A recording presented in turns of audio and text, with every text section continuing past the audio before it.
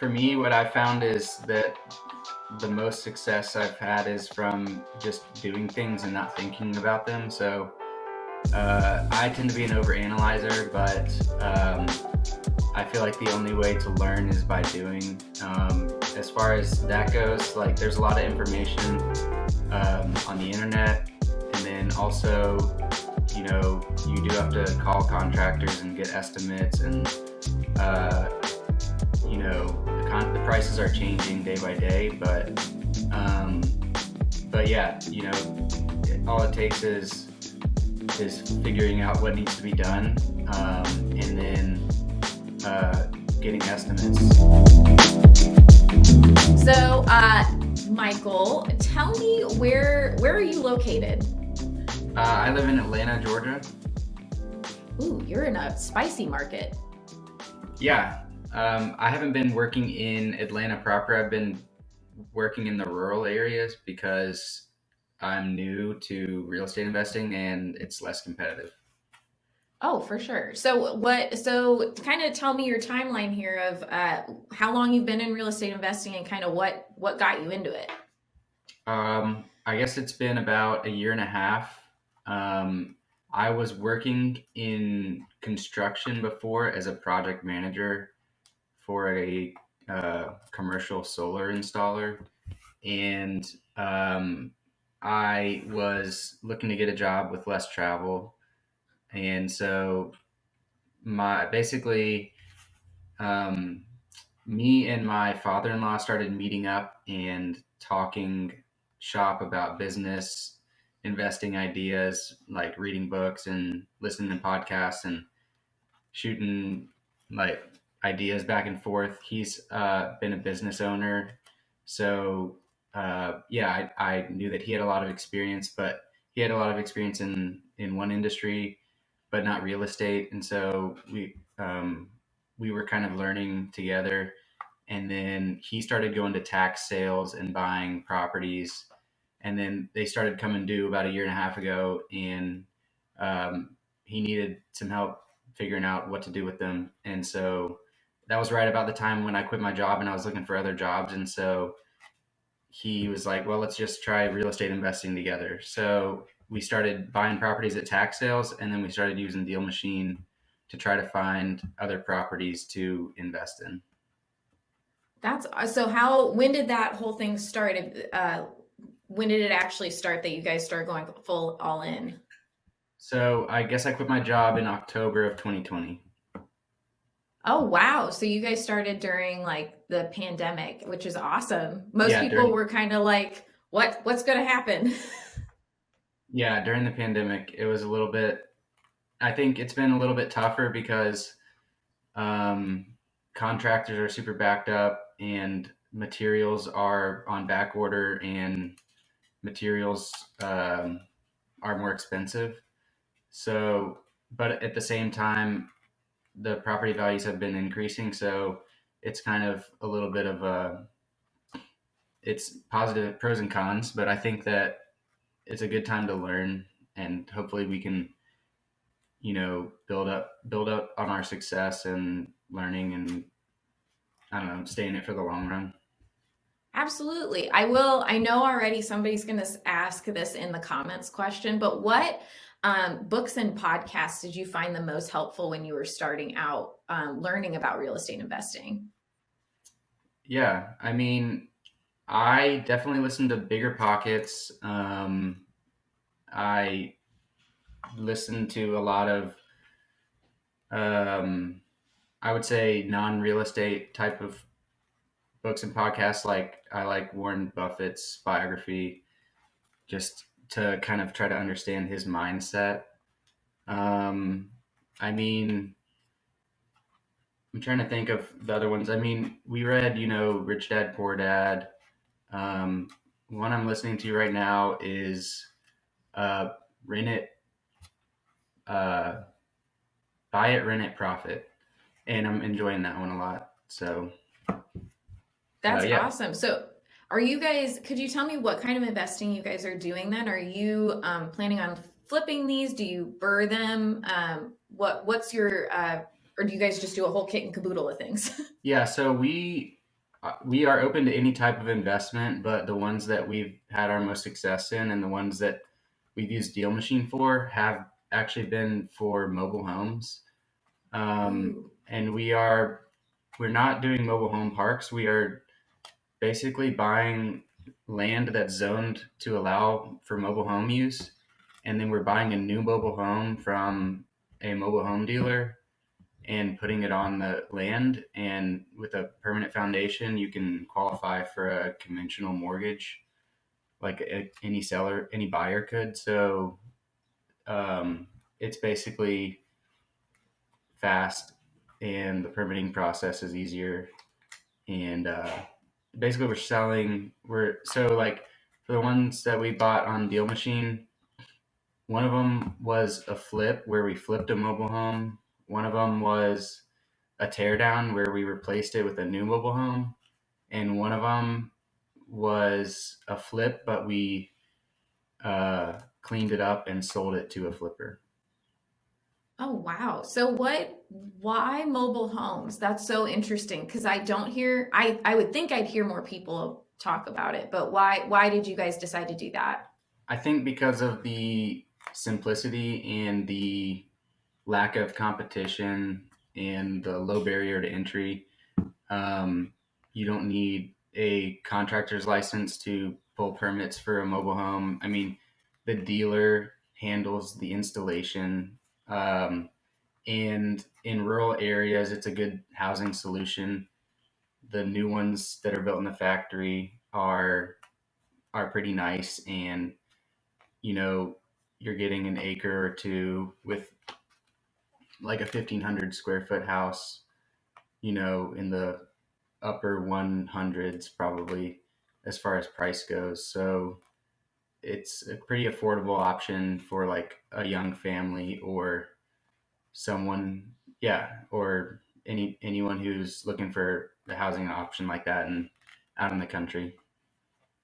So tell me your strategy then when you're driving for dollars. What or do you use the driving for dollars or do you use the list builder or do you use both?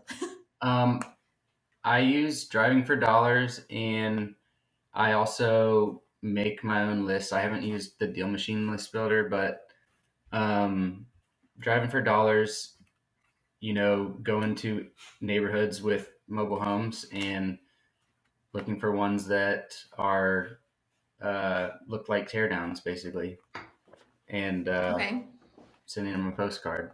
And yeah, I feel like one thing that I like to do instead of taking a picture of the house, like I'll pull a satellite image because I've definitely gotten some calls from people who are like, "Get off my property," you know what I mean? They're mad that I took a picture of their house. So that's one thing that I like to do instead. Hey, I think we've all, if we've ever sent a postcard out, we've all gotten that call or text message. I've gotten both. Yeah. Do you have any, so do you guys just do mail marketing? Do you do cold calling? What's your strategy for outreach? We haven't done cold calling, but I do want to start cold calling. Other than that, we've gotten one off of MLS. And then other than that, we go to the county tax sales. So, and then I've started doing some bandit signs, but that's a recent thing. Okay, and what does your mail campaign look like? Do you send the postcard after, how many days, how many times do you guys have it going? We're still dialing in our strategies on that.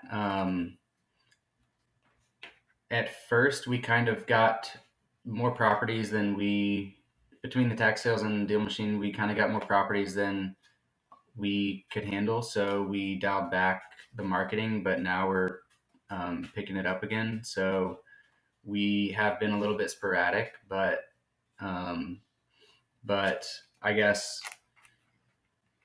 yeah, that's definitely one area for room for growth for us is getting a good strategy down on this is when we drive, this is when we send them out, and that kind of stuff. But I guess when we send them out, we typically do like repeat, 3 times, uh, yeah, our plan is to go back to the ones that look good that we've already hit and try to cold call them. That's awesome. Yeah, I definitely think that it's always a learning experience as you go forward to see what works. Did you have any takeaways from why these people called you off of your postcard and not like someone else's? Did they give any feedback like that? I think it was because we might have been either the first one they got or they hadn't gotten one in a while. So, and then, Okay. yeah, like, so that's as far as why they might have chosen our postcard. Um, and then, like, the people that called, it was like his father was the one who had bought the properties a while back and he had passed away like about a year before he got our postcard, and so they were looking to sell the properties because they didn't want them, uh, and then and we had to take that one like through probate and everything, and then the other one was like a older man who I think had inherited the property from his brother, and then basically wanted to sell while the values were high. Yeah, sure. That's awesome. I mean, that just shows right there why Driving for Dollars is so great because you found these that aren't being marketed to Yeah. or have never heard, and they're very motivated though. And Hmm. so that's awesome. Congratulations. I haven't said that yet, but congratulations on all the success you guys have had because that's Thank awesome. you. Like, and two questions that I don't want to forget, but one is did being part of a project, being a project manager for a construction company, has that helped you in any way through this, or what ways has it helped you with this adventure? Yeah, definitely. Because for us, we like to develop the property in some way or another, buy it, develop it in some way, and then sell it. So, a lot of that is hiring contractors because I'm just one person. I can't go out and flip a property or even I'm trying not to do any of the real work myself because it's not scalable, but at the same time you have to be able to define the scope of work, negotiate. You have to be able to talk to people to try to figure out if they know what they're talking about, to determine if they're trustworthy, if they seem professional, if they're on time. And I mean, it's definitely a challenge right now because the good contractors are very busy. So anytime you're trying to find a new contractor, you're having to do a lot of screening work, and a lot of supervision. But yeah, that I would say with in dealing with in hiring and paying contractors, that's probably where it's come the most handy. And then also just general construction understanding of kind of how things are built. I think once you learn kind of how some things are built, it's more transferable because everything is just a process. But yeah, and then my other company also did some development, some like uh, letter campaigns, and so um, I knew that it was a good idea uh, in this type of industry as well because I had seen it work. That's awesome. I think that that's so powerful that you knew so much about the background, and because there are a lot of people who ask like how do I don't know how to estimate the cost of repairs on this thing because I don't know uh I don't know anything about doing that stuff. So what would you say to someone who says that, like who has no construction background, and they're like, I don't know what to do. I don't what would you tell them to do? I mean, for me, what I found is that the most success I've had is from just doing things and not thinking about them. So I tend to be an overanalyzer, but I feel like the only way to learn is by doing. As far as that goes, like there's a lot of information on the internet, and then also, you do have to call contractors and get estimates, and uh,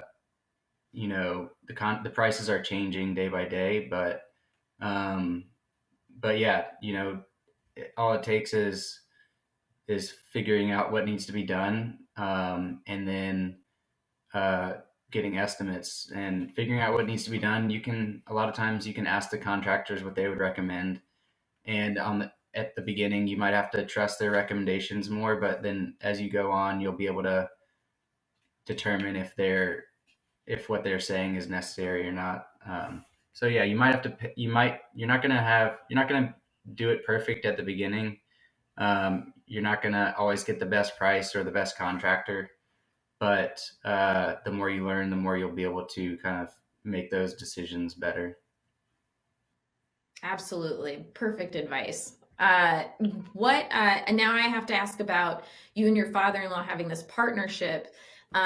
What are some things that you would recommend to someone who's thinking about going into a partnership? Like, how do you guys make your partnership work and to not have those like points of friction? I would definitely focus on the structure of the partnership and the people in it, the personalities, like if you complement each other well as far as your strengths and weaknesses go.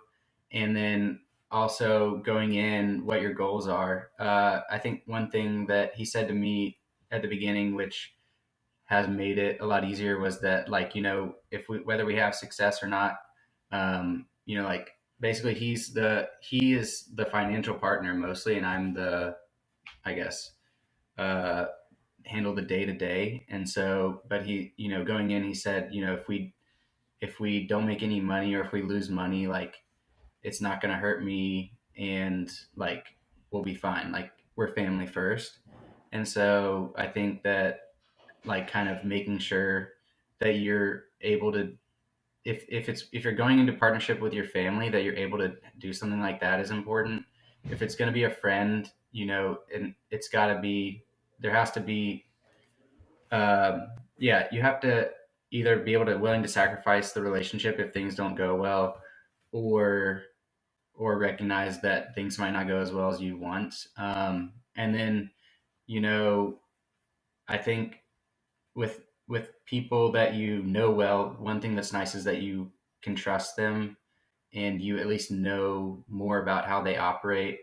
And if you're going into partnership with someone you don't know that well, I would try to get as much on paper as you can, as far as like who's going to do what happens if we encounter this type of situation, like whose responsibility is that. Try to think through it as much as possible, and like payment terms and everything, like uh, make sure that you think it through beforehand and talk it through beforehand. Beautiful advice. I love that about, I've heard of friends going into partnerships. I don't know if I've heard many that go in with their father-in-law. And I think that's really awesome that he supported you as well as his own endeavors too. Um, and I love that you guys are still, I mean, you're going on two years of doing this. So that's awesome. One last question, because I want to be very aware of your time and respectful of that. What do you know how much out of those three deals you guys profited from? I guess between the three, like uh, we let's see, I guess it was about $150,000. Holy cannoli. Yeah, they were good. They ended up being great ones, and part of that was definitely the rising property values. Like when we went into the properties, we made our estimates based off of one thing, and then when we sold them, they sold for more than we had planned for. It sounds like you guys have a ton of opportunity where you're at. Um, that's Yeah, and the amazing. other thing is that Well, the other thing that would make it harder to do that now is the mobile home cost has gone up a lot from the dealer. So the same home that we bought back then is now selling for about 30 grand more at the same dealership. So it might have been kind of Holy. just a perfect storm of being in the right place at the right time, but I think there's definitely other opportunities out there. They might not be that good, but they'll be good enough to do, obviously. Well, okay, I said I had one question, but I do have one more because I have to ask this. What you talked about how you didn't do the construction work yourself because that's not scalable. What do you guys have in your vision or your goals for the next like couple years of scaling? What does that look like for you guys? Well, right now, I guess it could go a couple ways. One way is we find a local builder or a modular home builder that we can partner with and start doing larger chunks of land and subdividing it. Or if the other option is like if there's a recession, maybe we'll buy some uh, properties and rent them out until the recession is over, as a kind of way to float the boat. And then, yeah, but basically, I think in the long term, we want to be doing bigger pieces of land and subdividing it and slowly getting into larger developments. But it would take finding the right people. So we would have to make our team bigger, obviously. And then I would love to be able to get to a point where we have an acquisition manager, we have a virtual assistant, we have a project manager, and then we have like a partnership with a builder. And I'm working on getting my contractor's license for the state of Georgia. So uh, I think if we had those things, that we could do a lot for sure.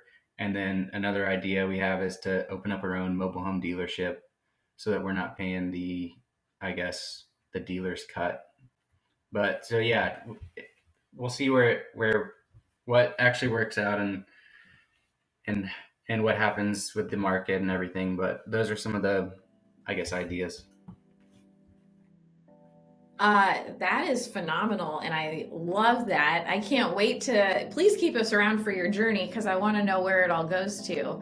Because that just sounds like you guys are just going to slowly build up an empire of of things. It's I love definitely that. easier said than Thank you done. so. Well, yeah. But I feel like you're in such a great position with the market you're in, and then like with your background, like that's awesome. So you're gonna be able to take all of that you've learned for that, and then I don't know. This is just so amazing.